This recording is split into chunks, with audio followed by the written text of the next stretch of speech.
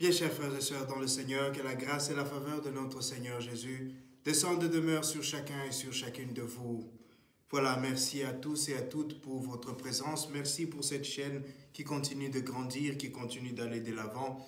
Et je voudrais, avant de commencer, vous demander de continuer de prier pour le Congo, pour la partie est du Congo qui est en proie à des troubles, à la guerre, à les déplacements des personnes qui fuient leur maison pour leur sécurité, pour leur vie.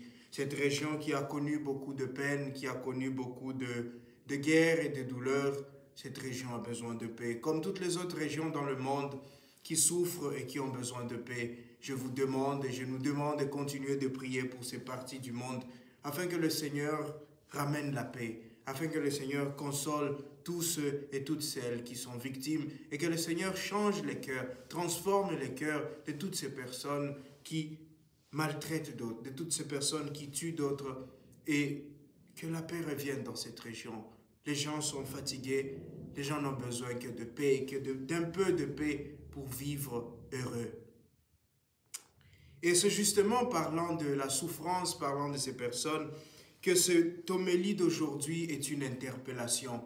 Je pense que les textes d'aujourd'hui elles sont simples à lire, mais elles sont les plus difficiles à vivre, les plus difficiles à accomplir. Parce que Jésus est en train de donner un commandement, un enseignement qui défie.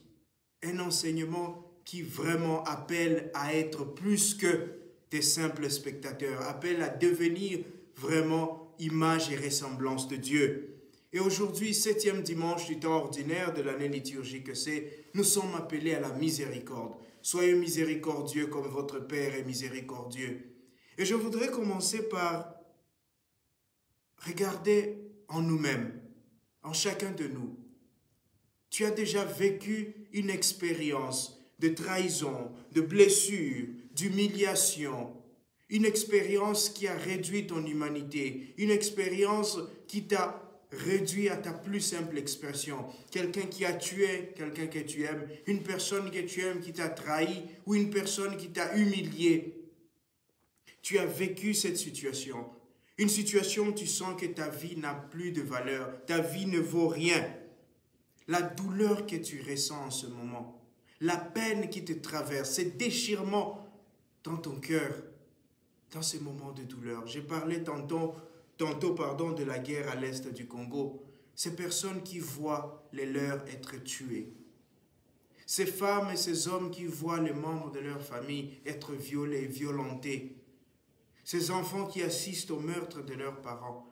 Quelle haine ils portent, quelle colère ces enfants portent, quelle blessure ces enfants et ces personnes-là portent.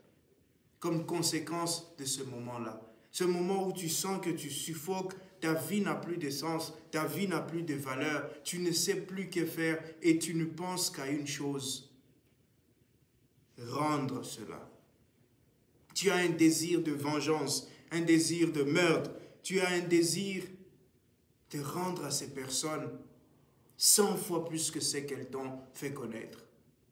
La personne qui t'a trahi, tu pries, tu la maudis, tu pleures pour que cette personne connaisse le malheur, pour que cette personne ressente ce que tu as ressenti ou ce que tu ressens. Tu as cette envie-là de rendre le mal pire encore à cette personne. Et ça nous habite comme humains. Ça nous arrive tous comme humains de ressentir cela face à l'injustice, face à la trahison, face à des blessures, face à l'humiliation.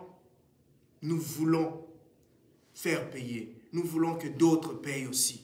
Qu'ils ressentent aussi ce que j'ai ressenti. Il m'a fait ceci, je lui rendrai l'appareil. Il m'a donné, il m'a dit ceci, c'est moi qui blesse. Moi aussi, je vais le blesser et il va sentir ce que j'ai senti. Et il nous arrive de prononcer ces phrases. Il nous arrive de dire ces mots-là. Même si nous sommes chrétiens, même si nous sommes baptisés, même si nous sommes prêtres, même si nous sommes des personnes vraiment qui pratiquent leur foi. Nous allons à la messe, nous communions. Mais ces moments de grande peine, parfois, comme on dit, nous perdons les pédales. Nous voulons nous venger. Nous voulons leur rendre l'appareil. Est-ce la bonne méthode? Et parfois, certains se disent, tant que je ne l'aurai pas fait, je ne trouverai pas la paix. Tant que je ne leur ai pas rendu ce qu'il m'a fait ou ce qu'elle m'a fait, je ne serai pas en paix. Et on s'est dit, peut-être que si je me venge, peut-être que si je rends l'appareil, alors je trouverai la paix, je trouverai la consolation. On serait, comme on dirait, match nul. Donc lui aussi aura souffert, moi aussi j'aurai souffert, et nous serons pareils, et la vie va continuer. Est-ce vrai? Est-ce que cela arrive toujours? Lorsque quelqu'un t'a injurié en public et tu t'es senti humilié, et toi aussi tu attends un jour, tu l'as injurié aussi en public, plus que ce qu'il t'a fait, et lui aussi se sent humilié. Et puis demain, qu'est-ce qui va se passer? La personne aussi voudra rendre, et ça crée une spirale. Comme dirait Martin Luther King, la violence est une spirale descendante qui crée la chose même qu'elle cherche à détruire. Nous allons créer ce cercle vicieux qui ne finit pas. Et c'est pourquoi aujourd'hui Jésus nous propose une solution, une nouvelle solution, que nous avons déjà dans la première lecture, dans le livre de Samuel. Voilà Isaïe qui est en train de poursuivre David. Vous connaissez l'histoire. Saül a été roi d'Israël. Premier roi d'Israël, il a été oint, il a été choisi par Dieu pour diriger Israël. Mais à un moment, Saül s'est compromis. Et Dieu l'a rejeté.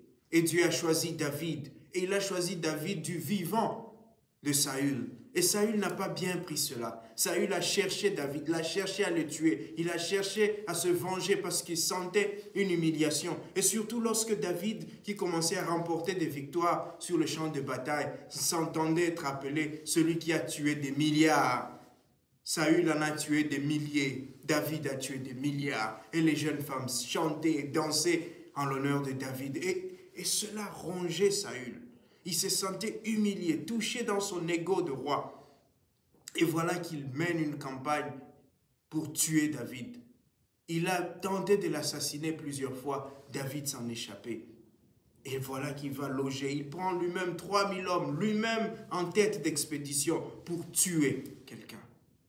Et David, alors que le roi dormait, David vient avec son garde du corps qui lui dit, mais voilà, cet homme est à portée de main. Cet homme est devant toi. Tu peux le tuer. Donne-moi l'ordre d'un coup de lance. Je vais en finir avec lui. Et David a cette belle phrase. Que le Seigneur me garde de tuer loin, de porter ma main sur loin du Seigneur. Le Seigneur a oint cet homme. Je n'ai pas le droit. Je ne peux pas lui rendre ce qu'il veut me faire. Je ne peux pas être comme lui. Je dois prendre de la hauteur. Je ne veux pas être à son niveau, parce que si nous sommes au même niveau, si nous nous battons dans la même arène, alors nous sommes les mêmes. Je dois être différent. Et être différent, c'est faire différemment. Et ce que David a fait, c'est que David a pris la lance et la gourde, et il est parti au loin, et il a crié le nom de Saül. Il lui a dit, regarde, tu étais dans ma main, je pouvais te tuer. Mais je ne l'ai pas fait. La solution que Jésus nous propose aujourd'hui, c'est une solution difficile, c'est une solution pénible, c'est une solution qui prend du temps. Mais c'est aussi une solution qui, émotionnellement, physiquement, spirituellement, est coûteuse. Elle va te prendre beaucoup d'énergie physique, mentale, spirituelle. Va te demander de faire un cheminement, de faire un long voyage que beaucoup ne sont pas prêts à faire parce que c'est plus simple de t'injurier si tu m'injuries, c'est plus simple de tuer si tu as tué quelqu'un chez moi, c'est plus simple de te faire du mal quand tu me fais du mal, c'est plus direct, c'est plus violent, c'est plus explosif. Mais le chemin que Jésus propose semble être lent, parfois inaperçu. Parfois douloureux, parce que je souffre dans mon cœur. J'ai envie de sortir, j'ai envie de dire ça, mais je me retiens.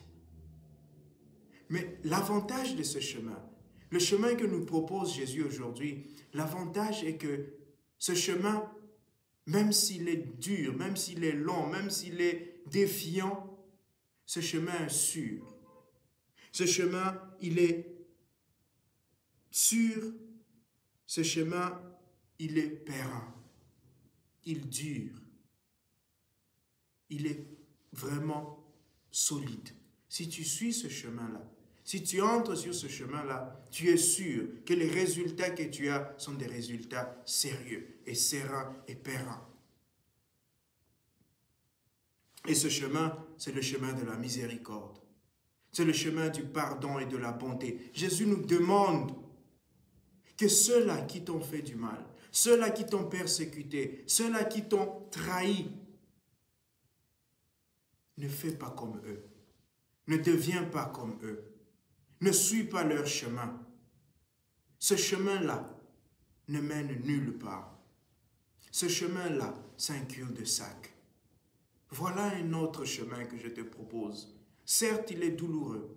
Certes, il est pénible. Certes, il est long, mais il est sûr. Et sur ce chemin, l'avantage, c'est que tu ne seras jamais seul. Sur le chemin de la miséricorde, sur le chemin de la bonté, sur le chemin du pardon, tu ne seras jamais seul.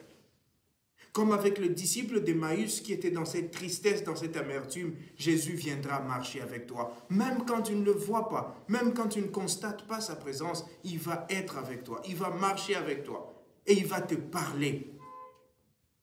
Et aujourd'hui, la grâce que nous allons demander au Seigneur, c'est la grâce de l'écouter. Même lorsque nous sommes envahis, engloutis par la tristesse, par le désir de vengeance, apprenons à écouter le Seigneur. Parce qu'il nous parle. Et si nous ne pouvons pas l'écouter, apprenons au moins à déverser notre colère sur le Seigneur. Comme dirait le psaume 121, devant lui, épanchons nos cœurs. Épanche ton cœur sur le Seigneur. Tu as ta colère, crie cette colère sur le Seigneur. Tu veux te venger, crie cette vengeance sur le Seigneur. Crie sur lui. Et quand tu as fini de crier, quand tu as fini de pleurer, quand tu as fini de sortir, de vomir toute ta colère, prends le temps d'écouter. Je ne sais pas s'il y en a qui ont lu le psaume 13, mais c'est un psaume plutôt violent,